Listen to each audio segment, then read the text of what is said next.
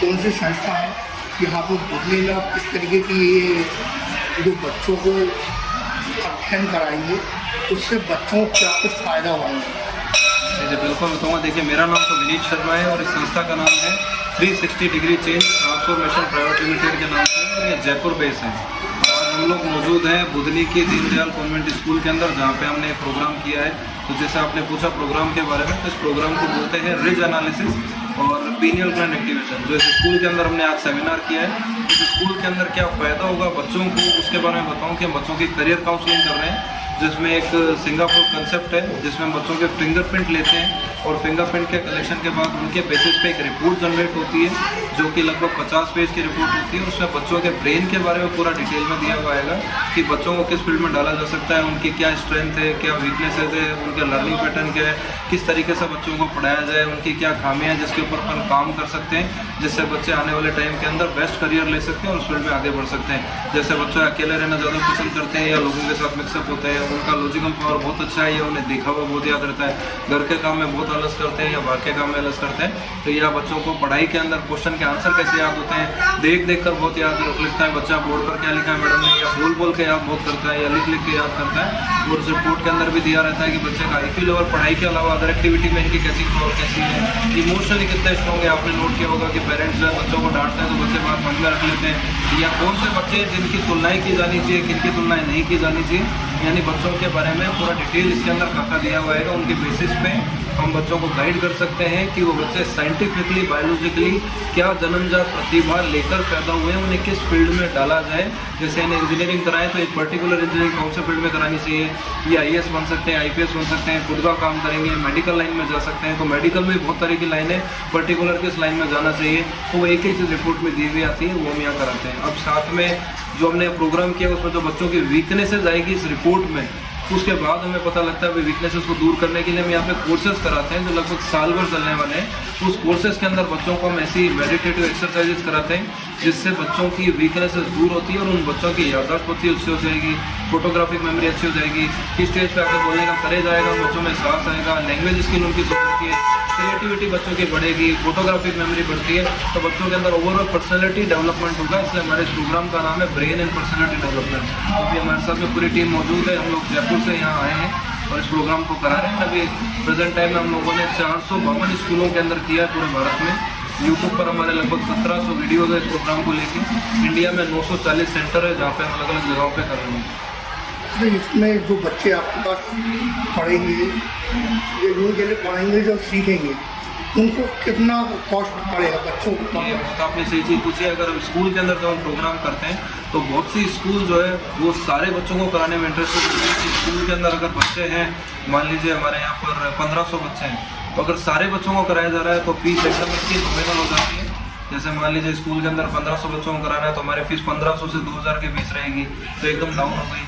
या अगर हमें सिर्फ 100 ही बच्चे मिल रहे हैं तो फिर जाहिर सी बात है कि बाहर से टीम आती है कराने में, तो लगभग फीस 4000 से 5000 के आसपास रहती है। लेकिन मैक्सिमम स्कूल सारे बच्चों को बेनिफिट देना चाहती है और हमारा भी एम बच्चे सारे नंबर स्टूडेंट तक चीज जाए और पैसा कोई बाधक ना बने। तो लगभग फीस 1500-2000 के आसपास है, जिसमें सारे बच्चों को कराया जा सकता है। वो भी पूरे साल की फीस ही 1500, ऐसा नहीं है कि मंथली।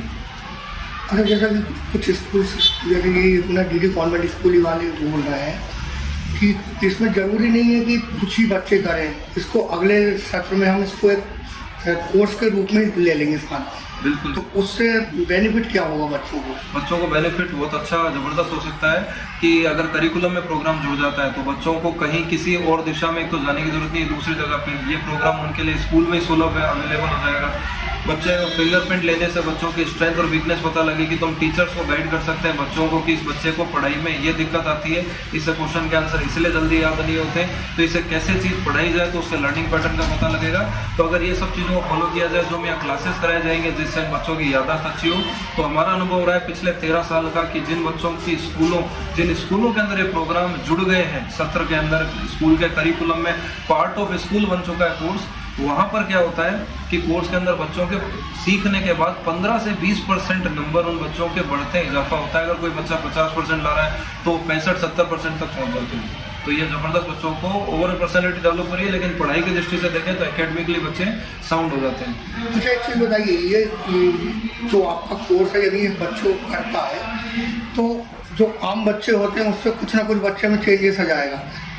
तो कहीं ना कहीं जैसे ऊपर जैसे IPS IAS की तैयारी जो लोग करते हैं, तो उसमें कोई बाधा उत्पन्न वो लोग तो नहीं करेंगे कि ये इससे निकला हुआ बच्चा है तो इसको कुछ कैटेगरी से अलग रखा जाए, ऐसी कोई प्रॉब्लम आ सकती है? नहीं, ऐसी प्रॉब्लम नहीं आएगी, लेकिन हमारे साथ में एक टीम मेंबर मौजूद है, मिस्टर विपुल शर्मा जी, जो भी बहुत ही एक्सपर्ट है और इन्हें लगभग 15 साल का एक्सपीरियंस है। मैं चाहूँगा विपुल सर इनका जवाब दें तो बहुत बढ़िया रहेगा, प्लीज़।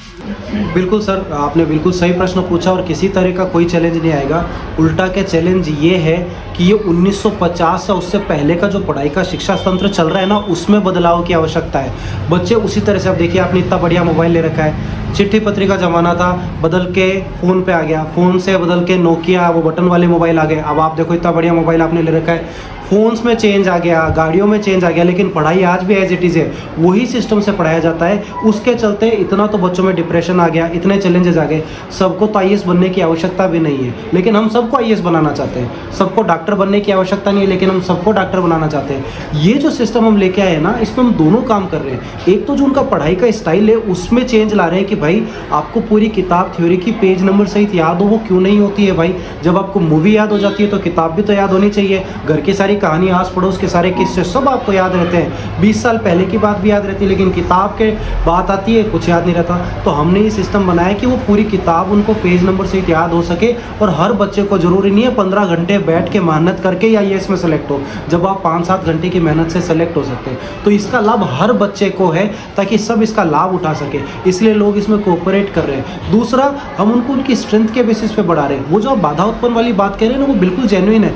पर आप खुद सोचिए ना सर, कि जो व्यक्ति डॉक्टर के लिए बेस्ट है उसको डॉक्टर में जाना चाहिए, उसको आप IAS क्यों बनाना चाहते हो भाई। जो व्यक्ति मकान बहुत अच्छा बना सकता है, आपको उस लाइन में भेजना चाहिए कि नहीं साहब हम तो उसको मकान नहीं बनाने देंगे, हम उसको मिठाई की दुकान पे बैठाएंगे। अरे भाई क्यों बैठाना है मिठाई की दुकान पे, बच्चे को उसकी स्ट्रेंथ के बेसिस पे आगे बढ़ाओ। और इसके अंदर एक बहुत जेन्युइन बात कहूँगा ताकि आपको ये चीज़ पूरी तरह से क्लियर हो जाए। देखिए 3 सिस्टम है। पहले जो सिस्टम था वो मार्क्स के बेसिस पे होता था, जिसके जितने नंबर आए उसके बेसिस पे सब्जेक्ट बनते थे। 60% लिया है तो सब 60-70% आते ही तो सब मेरिट ही बन जाती थी। और सिविल आप साइंस लोगे, डॉक्टर इंजीनियर, उससे थोड़े कम नंबर आते तो कॉमर्स लिया, चार्टेड अकाउंटेंट या उस लाइन्स में जाएंगे। एकदम कम नंबर आते तो आर्ट्स दिलाई जाती थी। समय बदला, बच्चों के इंटरेस्ट के बेसिस पे करियर लेने जाने लगे। जैसे 3 इडियट टाइप मूवीज़ आई जो बच्चों के करियर के ऊपर बात कर रही थी, तो बच्चों का इंटरेस्ट हो गया और उसके बेसिस पे काम चालू हो गया। लेकिन इंटरेस्ट और मार्क्स में एक चैलेंज है, मार्क्स कभी भी कम ज़्यादा हो सकते हैं, उससे बच्चा डिमोटिवेट हो सकता है। और उसी तरीके से बच्चों का इंटरेस्ट भी जब तक नंबर अच्छे रहे तब तक ही रहता है। इंटरेस्ट उसी दिन खत्म हो जाता है जिस दिन नंबर कमाने लग जाते हैं, वो उतना पैशन ही नहीं रहता है। सिलेक्शन नहीं होगा तो इंटरेस्ट अपने आप ही खत्म हो जाएगा, उल्टा फ्रस्ट्रेट हो जाएगा। हम कहते हैं भैया इन दोनों की जगह आप बच्चे की स्ट्रेंथ के बेसिस पे ले जाओ कि वो बना किसके लिए है, ताकि वो कमल खिले और वो बेस्ट सक्सेस अचीव करे। इसलिए कोई भी ऑर्गेनाइजेशन किसी भी तरह का किसी भी बच्चे के लिए इस प्रकार के प्रोग्राम में बाधा उत्पन्न नहीं करता, उल्टा कोऑपरेट कर रहे हैं। मैं एक छोटी सी चीज़ यहाँ और कवर करना चाहूँगा, जैसा कि इस रिज एनालिसिस टेस्ट के बारे में अभी हमारे माननीय प्रधानमंत्री नरेंद्र मोदी जी ने 1 घंटे का लेक्चर लिया है कि इस तरह का टेस्ट 5वीं कक्षा में हो जाना चाहिए, ताकि 10th तक बच्चे को बेस्ट से बेस्ट करियर मिले उसकी स्ट्रेंथ के बेसिस पे, और उनकी वीकनेस दूर करने के लिए कम से कम 5 साल मिले। ये नरेंद्र मोदी जी ने अपने वीडियो में ये बात कही है कि इस तरह के टेस्ट आने चाहिए। तो देश तो तरक्की कर रहा है और वो इस पर बहुत इनिशिएटिव ले रहे हैं कि भैया इस तरह का कार्य होना चाहिए। दूसरा, हम किसी भी तरह का कोई भाग्य नहीं बता सकते और ना ही कोई ज्योतिष बता सकते। जैसे भगवान ना करे किसी का एक्सीडेंट हो जाए, बाइक चलाते वक्त पैर में चोट लग गई, डॉक्टर को दिखाया, डॉक्टर ने कहा कि भैया पैर में फ्रैक्चर है, हो सकता है ट्राई कर लेते हैं, पर एक्सरे करा लेते हैं। अब मान लो एक्सरे में यहाँ फ्रैक्चर है, तो डॉक्टर ने कहा यार मैंने कहा था ना देखो एक्सरे लग रहा है, शायद इतना तेज गिरे हो, आपके सूजन है तो उससे हो सकता है। अब एक्सरे की रिपोर्ट बता रही है फ्रैक्चर है, तो डॉक्टर क्या कहते हैं प्लास्टर करा लो। अब प्लास्टर करना है, एक्सरे करने का अर्थ ये तो है नहीं कि हमने कोई भाग्य देखा या ज्योतिष देख दिया।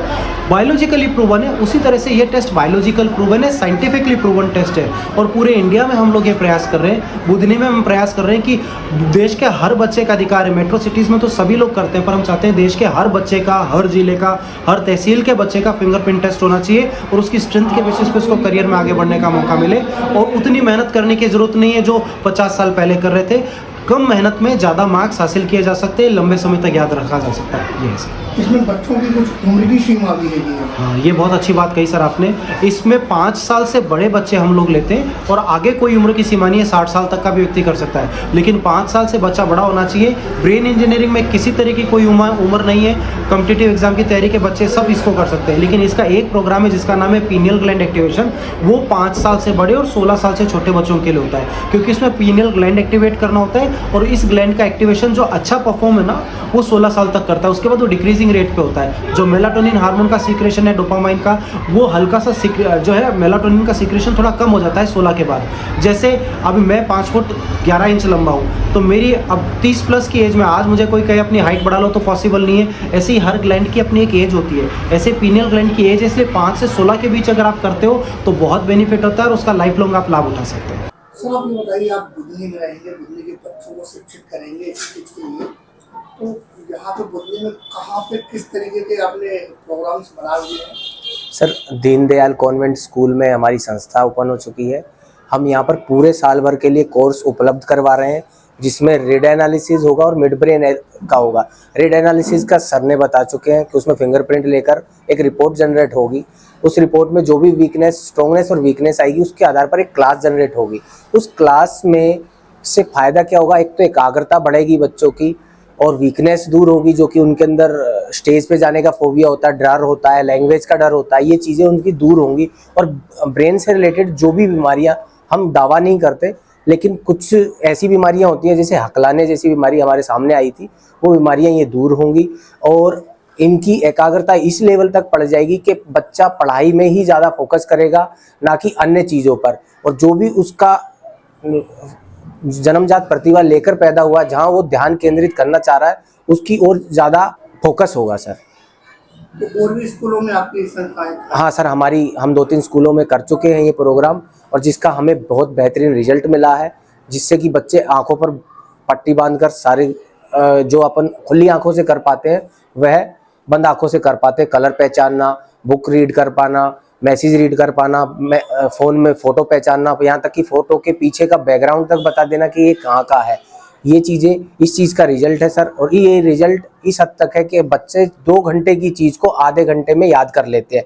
हम ये नहीं कहते कि ये जादू आप सीखिए, लेकिन इसका रिजल्ट ये है सर, 2 घंटे की चीज़ को आधे घंटे में याद करते हैं और वह उन्हें लंबे समय तक याद रहती है सर। जैसे कि आज याद करी हुई चीज़ हमको परसों नरसों हम भूल जाएंगे, जो भी अपनी बातें हुई है। वो बच्चे यहाँ तक कि ये बता देंगे कि उस दिन ये प्रोग्राम हुआ और ये प्रोग्राम किस चीज़ के बारे में हुआ। ये कोर्स करने के बाद उनका ब्रेन इतना एक्टिव हो जाता है सर।